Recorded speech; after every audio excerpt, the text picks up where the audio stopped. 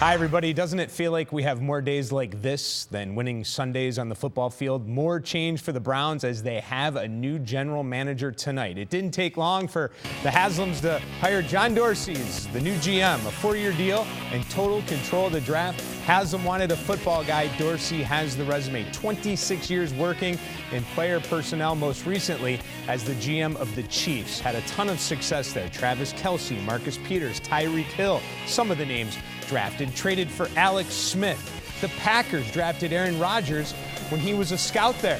Let's take a look at the resume, the bio, if you will. 57 years old. I mentioned the 26 years. It's a lot of years. He's a football guy, won 2 Super Bowls, played 6 years in the NFL. I mean, he really is just a football guy, the Chiefs GM from 2013 to 2016. So let's take a look at the draft, because I would say this is important as he has total control of this now. The Browns right now lined up beautifully, not for wins, but for the first pick in the draft at 0-12, 2 ahead of the Giants and the 49ers at 2-10. Dorsey will start in Cleveland with 5 picks in the first 2 rounds, 2 first-rounders, remember, and 12 in the first 6 rounds of the 2018 draft, plus over $100 million in cap space. I'd say he is in good shape in those regards. As far as on the field, not really. But Haslam did not want SASHI Brown to be in charge of those picks. Brown was the master of gathering them, but not hitting big on them.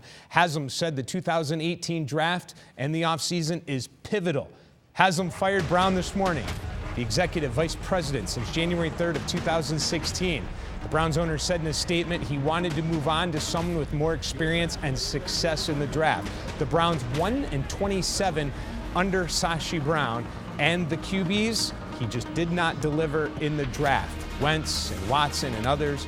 Brown knows his record didn't cut it, but he would like to have seen this play out. Here's a statement from SASHI Brown. Obviously, the Browns have not yet achieved the turnaround we wanted for a franchise and the best fans in the NFL who deserve it more than any other in sports. I know that turnaround is coming, and when that turnaround happens, wherever I am, I will smile more than a little, bittersweetly, and say to myself, go Browns. I think that's very nice if you ask me. Hugh Jackson wins the power struggle. He will remain the head coach in 2018, even with a record of 1-27 as Browns head coach. The last few weeks, it was clear Jackson and Brown were not on the same page. Jackson takes responsibility for his record, but he feels if given the right players, he could turn this around. He's excited to have someone that understands the vision. But can this work? A GM coming in with the head coach already in place? I don't think that's awkward. I mean, there's all kind of ways to do this. You know, I don't think there's any cookie cutter that says you got to do it this way or that way. I think, obviously, like I said earlier, I think he had to talk to Jimmy about that, but obviously he made a decision that he felt that this was best as we move forward within the organization. There's been no mention from the Browns today about Chief Strategy Officer Paul DePodesta or Vice President of Player Personnel Andrew Berry, but as of now, it doesn't appear we are looking at a complete blow-up. Mary Kay Cabot told us at 7 they are expected to stay. DePodesta reports directly to Haslam. One thing we've seen with this Browns team over other teams in the past, no quit. They just lack playmakers. They need to play that perfect game. They continue to battle for Hugh. Back in November, many players met with Haslam and Hugh, but not Brown. So is today's news a surprise in the locker room?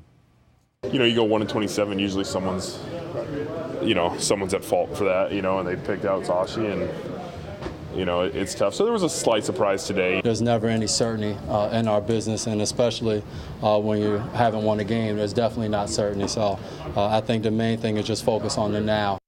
So other than that, there's really nothing going on with the Browns. No, not much at all. Not much at all. SASHI Brown, good guy, classy guy as well. I definitely think so, yes. It's a shame it didn't work out for him, but good luck to him in the future.